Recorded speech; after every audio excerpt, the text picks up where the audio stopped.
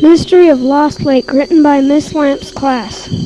It was a dark, spooky night, as black as a piece of coal.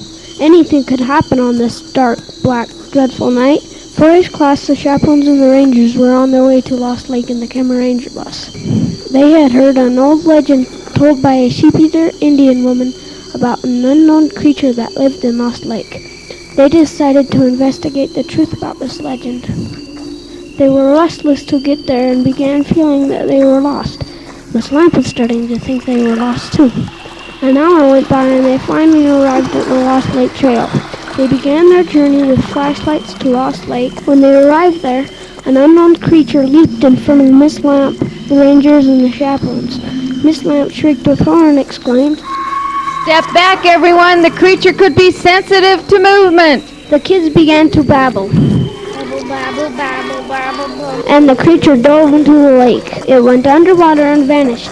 Suddenly, the creature bounded out of the lake and seized the rangers, the chaplains, and Miss Lamp. It sucked them into the swampy water. Forey's class was extremely terrified. They panicked and couldn't comprehend what to do. They began hiking in search for Miss Lamp, the rangers, and the chaplains.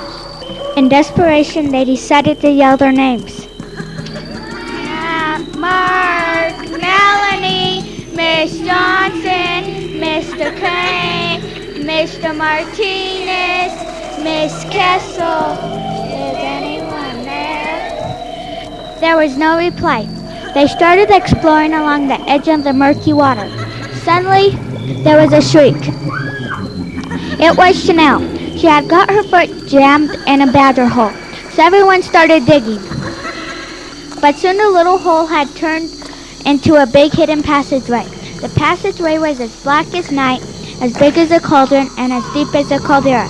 Chanel fell in screaming at the top of her lungs. Chase yelled down, "Are you hurt, Bison?"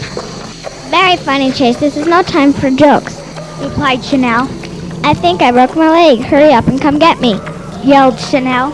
Suddenly, the dirt began to slide. Shannon, Laura, Jason, and Brandon fell into the secret passageway. They heard water.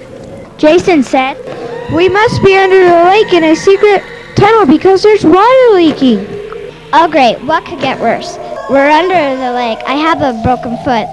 There's a creature after us and all the adults are gone," sarcastically Chanel said. "Well, at least the creature isn't down here," said Shannon. "That's a good thing," said Chanel. Laura looked at the end of the tunnel.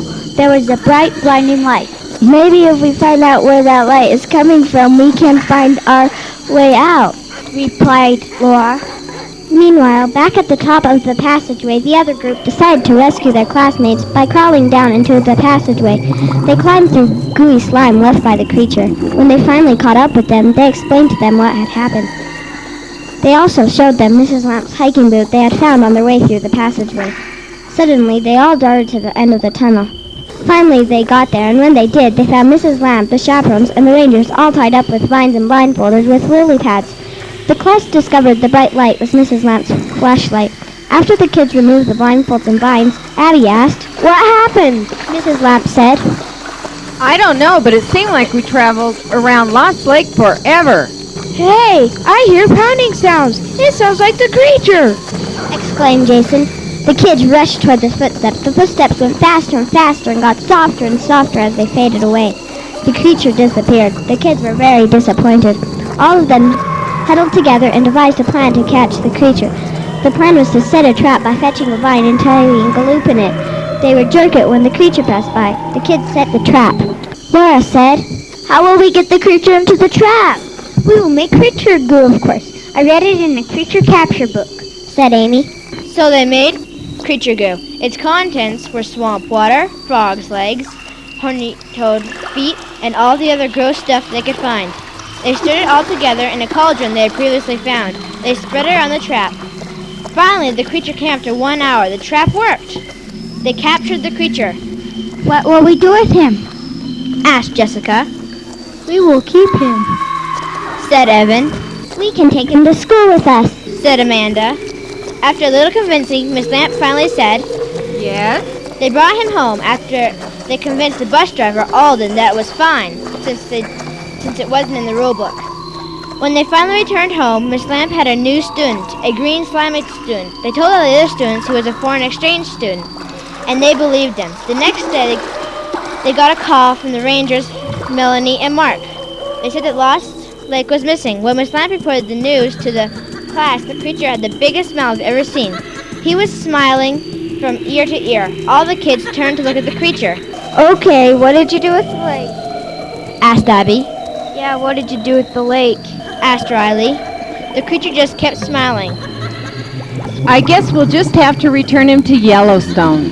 Said Miss Lamp. All the kids moaned in disappointment. They didn't want the creature to leave. Next day, the class chaperones, Miss Lamp, and Rangers took the creature back to the spot they had found him. When they did, the lake appeared. The class said their farewells to the creature and told him never to come out again, even if he wanted to scare someone. To this day, the Lost Lake creature still lurks in the woods of Lost Lake. The Lost Lake has never been lost again. Nobody but 4A's class, the chaperones, and the Rangers know this legend to be true, but it will be passed on to future 4th grade classes.